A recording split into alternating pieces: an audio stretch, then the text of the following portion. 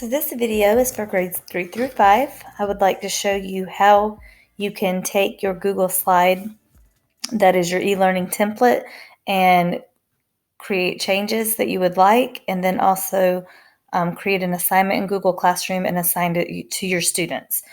We also want to show you how you can have your students go in and have it so that they're able to access that file offline. So if they don't have the internet, they can still work during the e-learning day. So I'm going to use grade 3 as an example. The first thing that you want to do is from our website, you can click on your grade and then click on the link.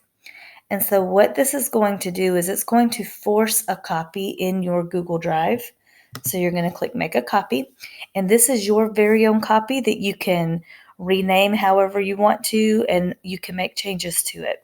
We just ask if you do make changes that you keep in mind the appropriate length that it needs to be. You want to shoot for maybe your middle student who won't breeze through it or who won't struggle, but you want it to be about a 45-minute lesson for about your average student.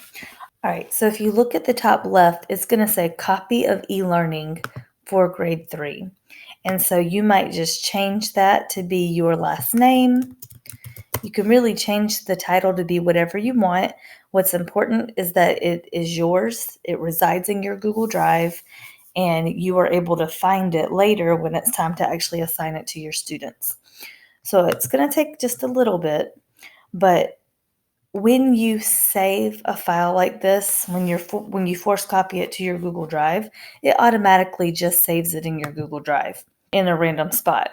So when a folder pops up here, you can actually click on that folder and you can choose to save it somewhere special.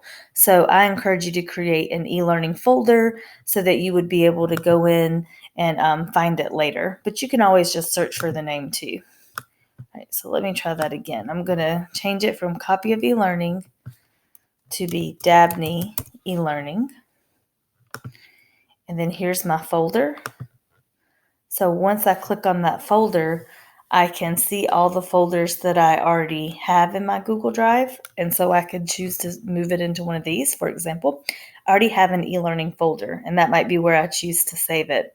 If you want to create a new folder, you can just click this little folder with the plus sign, maybe title it e-learning, and then you would click move here, and it'll change where that file lives, so you can find it later. Okay, so to show you just how this Google slide works, we borrowed this from Anderson 5. They said that we could, and what it is it's all of your lessons that you'll need for all 5 subjects embedded into one Google Slides document. And so for every single topic, you may have 2 activities that require internet access, and then there are 2 that do not require internet access. And so this is going to cover both of your students who do have internet and who do not have internet. They'll still be able to work in this Google slide. So I'm going to come down and show you how this works. It says directions, choose one activity from each subject area to equal a full e-learning day. You should complete a total of 5 activities. And so what the students have to do, they can't click present, they have to keep it in this view. But if they click on ELA, they'll be able to click on slide 3. And so that's going to take them to their different options. And teachers, you have full reign over this. If you want to change it, that is completely fine. We tried to look at maybe the end of second quarter, beginning of third quarter, what you'll be teaching at that time, and tried to have maybe a review of some of the things that you've learned.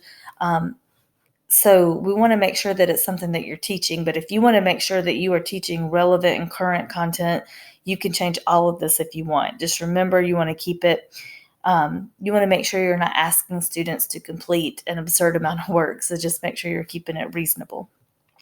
So what your students would do if they decide that they want to complete a would you rather activity, they want to write and say whether they would rather fly or be invisible.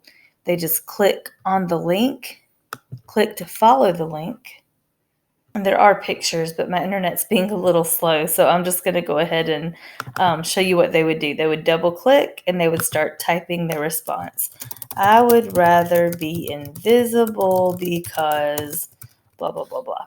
Okay, so once they finish that, they can come right here where it says go home.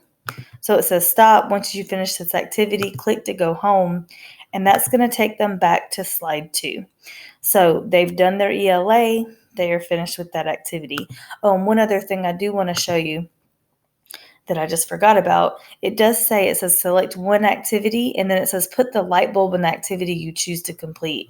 So I'm hoping that the students will remember to bring this light bulb down. And so when you as a teacher go to check their work, you'll know to click on one of these links to be able to see their work. And hopefully it'll make that just a little bit easier for you. Now, these that require the internet, if they click on those, that's just going to take them to an external website. And if they don't have internet, they would not be able to complete those activities. All right, so they're going to go through and complete one activity from the 4 options that they have. And then when they finish, they're going to click on the finished button. And then it's going to make sure they know that they're turning it in, and they'll be able to click up here. I don't have the option, but they'll have the option to turn in, or they'll be able to turn it in from their classes. So if you look, this is currently 110 slides long. It's so important that you understand, teacher, we are not asking students to complete 110 slides worth of work. They are going to choose which activities that they want to do. And so some of them even are kind of a combination. So you've got like, okay, they're going to read a book from Storyline Online, so that takes them away from this website. But then they have to click here to go and tell you what is something that they learned from that book, or just what was in the book, the plot or whatever. So there's that accountability piece, because we don't want them just going out and playing on the internet. Now, another option that we have for ELA as well as math is for students to go in and do iReady. So if they click on iReady on this Clever, it's going to ask for their Google login. And so they should be able to just click login with Google and log in the way they normally do.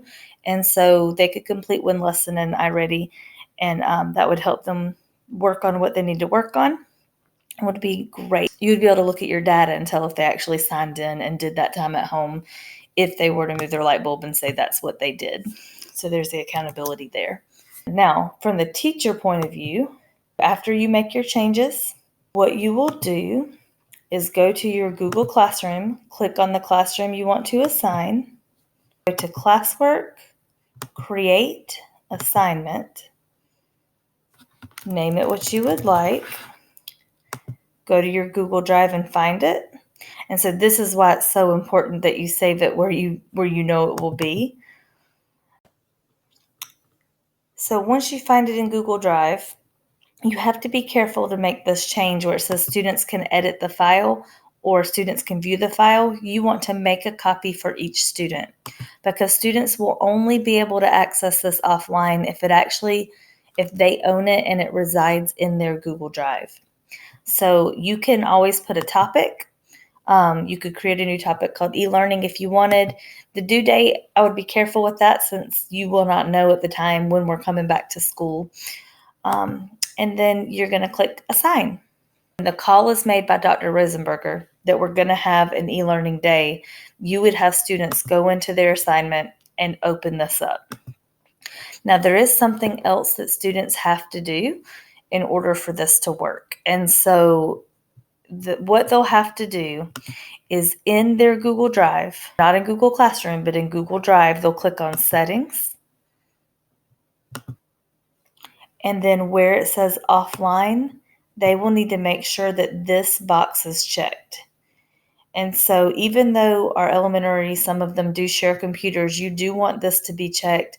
And so what that does is any Google apps that they have opened, I think it's the last 100, will automatically sync to the Chromebook. and make it where they can access them offline. So that's your docs, sheets, slides, drawings, anything that's a Google app.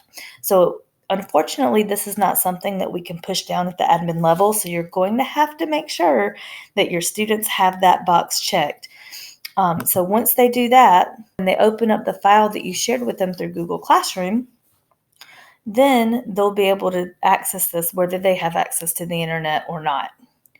And so just to show you that that is true, I'm going to close out of everything. Well, I guess I won't close out of everything, but I'll close out of that document that I had open. And then I'm going to come down here and turn off my internet. And so it's important that you practice this with your students on our mock day so that we know they are able to go in and access the files that they need. And in third, fourth, and fifth, really they just need this one Google access to this one Google slide. So to turn off the internet, I'm just going to click on the time down here, and then I'm going to click on the internet icon, and that turns off my internet. So the way students will access this is to go to Files,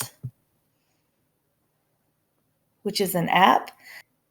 If I click on Recent, it's going to know that I just recently had opened that Google slide. And so it's going to pop up. And then when they click on Recent, it should show up. If it doesn't, they can always go to My Drive and then look in Classroom, and that's where it would be. So for me, because I didn't save it, it's just kind of saved randomly in my drive. So your students shouldn't have this many to go through. All right, here it is, Dabney eLearning. Now again, your students aren't going to have that many, and it would be in their classroom folder if it didn't show up in recent. But I can open this up, and even though I'm not online, it's going to allow me to open it and make changes. Ideally, you would want your students to go ahead and open up this Google Doc from Classroom before they leave for the day.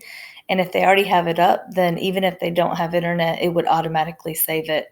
And they wouldn't have to go through this process of going into their files and finding it and then waiting for it to load. So it may take a while to load because remember, it is 110 pages long. And it's got a lot of embedded images and things. So as a teacher, you have the ability to go in and see your students' work. So I can see how many have been turned in and how many have not. If I click on View Assignment, all of your students will populate here. You can click on any of their Google Slides and you'll be able to see in real time what it is they're working on. This could help you get ahead so you're not having to wait until everybody comes back. If you wanted to use your 3 hours to kind of be looking and keeping up with what students are doing throughout the day, that's one way that you can do that. So when students come back, you are responsible for seeing who has actually completed their 5 activities and who hasn't. And so what you'll want to do is go into Google Classroom, click on turned in and not turned in, and maybe remind those students who haven't turned it in that they have 2 days to do so. So you can work with the parents and guardians. Maybe you send the Chromebook home for an extra day or two, or you let students work on it before school, during lunch and recess, or after school. They can't make it up during the school day. As a teacher, you'll need to go into each Google slide and look and see what the students have completed. And then after the 2-day deadline, you'll determine who has not completed at least 80% of the work. And then you would need to let the office know who was present and who wasn't, and they will have a system in place for that.